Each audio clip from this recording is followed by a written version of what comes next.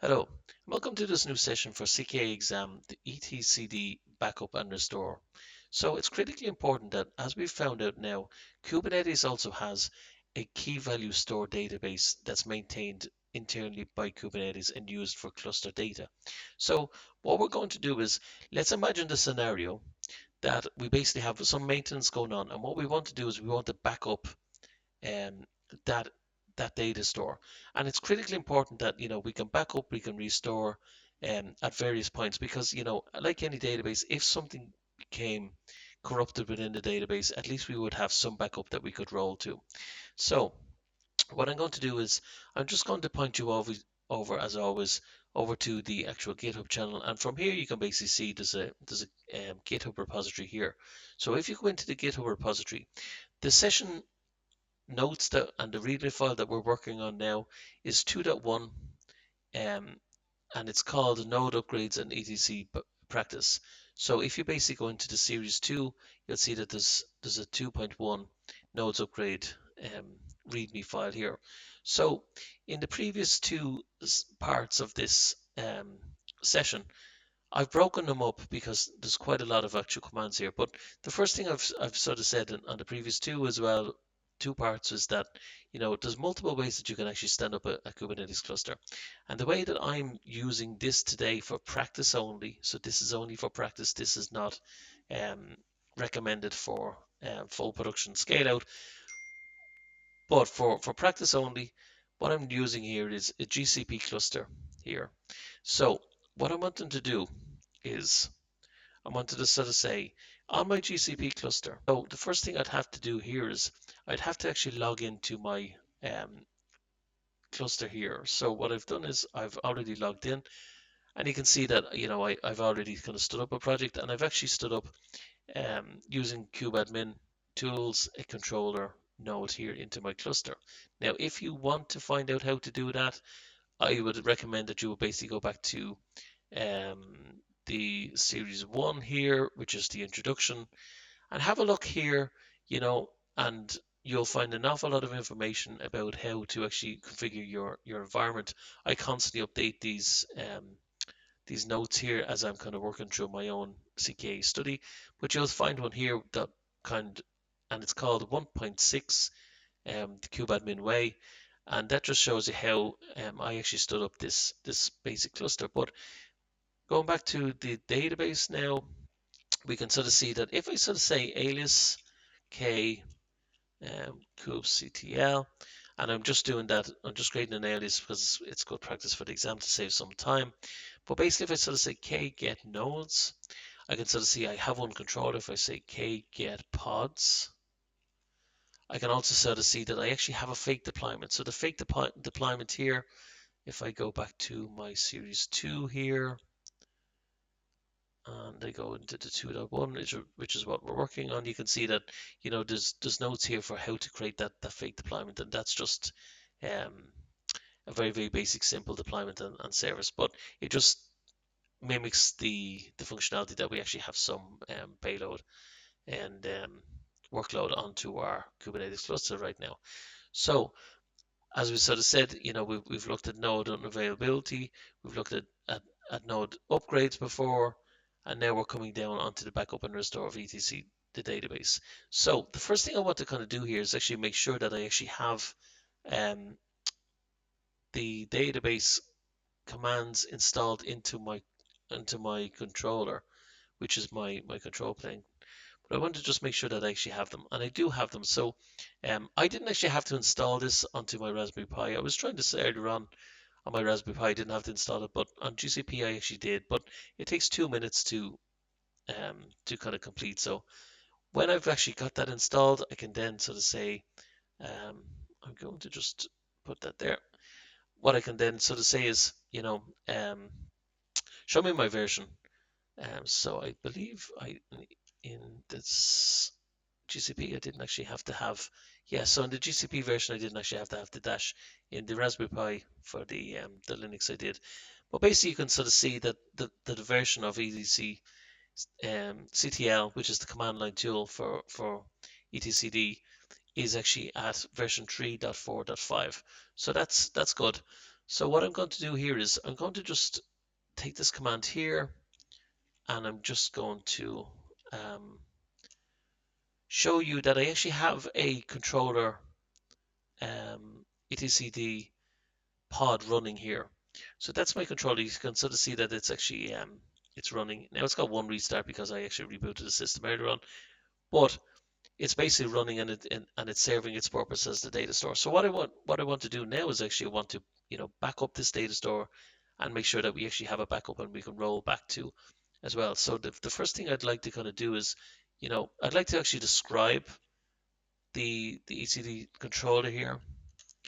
Um, and if you describe it, if you kind of start at the top here, you can sort of see it's part of the Cube system namespace. You can see information about it. You can see some labels and annotations, but you can see some interesting um, items here regarding the actual controller itself, in that the data directory here is currently set to varlib etcd. So that's where it would actually pick up the member information from, and the member would be the person or clients that would basically be connecting over and using this database. Um, and again, you may only have one member if it's a really, really simple setup, but in a real production environment, you would have multiple members connecting over to this database, especially for HA purposes. But you also sort of see that, you've got a number of SSL certs that are actually configured here. Um, so, you can sort of see some information. You can sort of see when it's actually started as well. But what I want to really kind of also do here is I want to sort of say, um, show me my SSL certs that are actually, and my certificates that are actually pointed over to it right now. And that's a kind of nicer way to actually sort of see my certificates that's actually being used as part of this database. So let's kind of get into the actual snapshot then. So what I want to do is, the first thing I'm going to have to need to do is I'm going to clear my screen here, and I'm going to log in here as root. Now, again, I mean, this is not, an ideal situation for your own current production, depending on your current production of, you know, um, what you would actually require. But it is just to kind of actually test the actual scenarios of the commands here, because what we're trying to do here is just really learn the actual commands here. So if I run that, I can actually sort of see that I actually have a service that's basically been started with the controller, and it's got these endpoints that are available to it, and that's the hash key that basically sort of says, the identifier of that controller member. So let's kind of just imagine we kind of come into the maintenance, right? So we've kind of come into maintenance. Now the first thing we're going to have to do is we're actually going to have to decide, well, where are we going to keep our backup? Um, so I'm just going to make a really kind of, simple folder here. You would not do this in production. You would obviously make sure that, you have these well organized. But as you can sort of see right now, I actually don't have anything in that folder. So I know that there's nothing in that folder. So the first thing I want to actually do is I want to save the actual snapshot to that backup folder. So that's why I'm kind of passing in the actual certificates plus the snapshot save. And I mean, you can look at that save command in a lot more detail, because there's an awful lot of information that comes from this help. And Kubernetes always, helps you as much as possible, especially with the help documentation. But for right now, we're just practicing the commands. I'm just going to save that, and you can see that it says snapshot saved to this location. So if I was to rerun my little check on my folder again, you can definitely see, I definitely have that snapshot saved. So what I'm going to do now is I'm just going to imagine, that there was actually some issue with the maintenance, and something's gone wrong. So none of the actual applications are working now. Mine are, but let's kind of imagine they're not. And we're going to sort of look at, the first thing you would actually have to do is kind of go in and start to kind of troubleshoot. So see, well, actually, I'm just going to exit out of root here. But the first thing you'd actually have to start doing, if this was not running, is start describing and looking at the logs, which is a little bit kind of outside of the scope of this. But that's something that you definitely should start to look at yourself. So the next thing I want to do is I'm going to sort of say, well, let's actually start to restore, right? So let's restore the snapshot that we kind of previously took.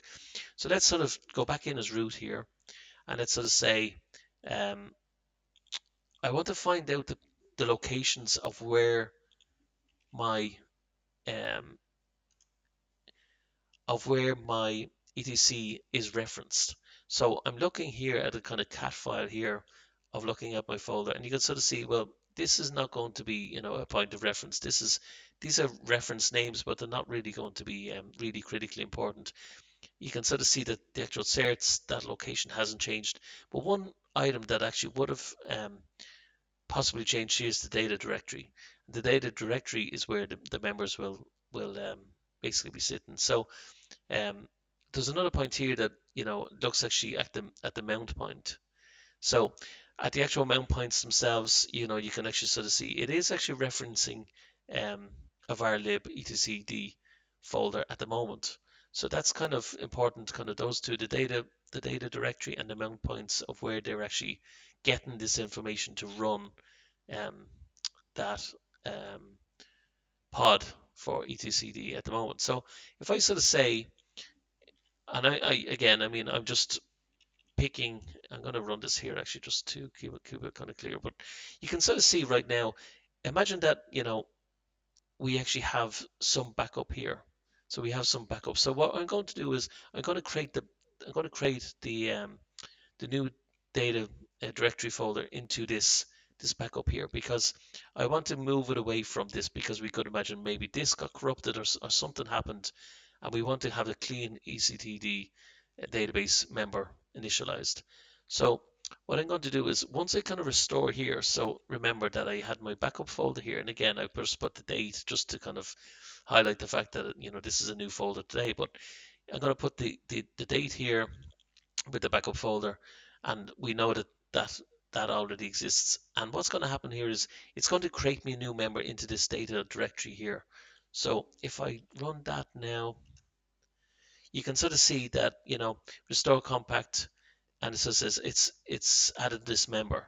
Okay, so that basically means that I've actually got a member now into that folder now. So what I want to do now is I want to just list out that folder, and you can still see, yes, I 100% I have a new member here, and it obviously matches the time of my system. So what I'm going to do now is just make sure that I'm going to have to, first of all, before I can actually go back to this file here, I want to point this file over to, so I want to point this file over to the new location of where we actually have our member backup. So there's two little things that I kind of need to do here. The first thing is I want to kind of make a backup here, first of all, of my etcd YAML backup file. That's good to kind of practice. I mean, essentially, it's not critically important right now when you're kind of studying, but I mean, it feels kind of right to do it. So the first thing I want to do here is go into my file here, and I want to update this file data directory here. So I want to change it to be my backup one. So I'm going to go in here, and I'm going to just edit that. And the next thing I want to do is I want to also kind of, come down here a little bit, and I want to update my mount path, which is my mount point into the actual pod here for the file system. So I want to update that to make sure that, I've also updated to the correct location. So I'm going to come down here. The rest of this information is actually okay. I'm just going to sort of say, so this one here, will have to change. So the mount path here will be now picked up. It will pick up that member from this backup location here, and the path here will also need to change here. So we can say, yeah, so we can sort of say var lib, and our host path can also kind of change. So basically, I've just updated the mount point and the host path, and the two of those now actually have the correct path plus the data directory. So I've kind of pointed this file, this original file, over to the backup locations. So I've done that and I've done that, so that's good with this change. The kind of contains, and you can read through all of these kind of notes here. Now, one thing I kind of noticed here was that on the Raspberry Pi when I did this, it didn't actually pick up. I just want to make sure if I've actually done this correctly.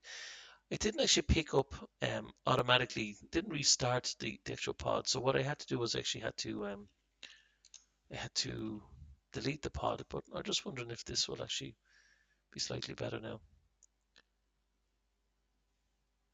So you can actually sort of see now that GCP definitely is performing better because this was now created like just over kind of a minute ago, and you can sort of see that the ECT, the controller, is in a running state, so it's in a healthy state, and basically that file, the configuration file for the controller has been pointed over to our new locations, and it's definitely, you know, 74 seconds ago.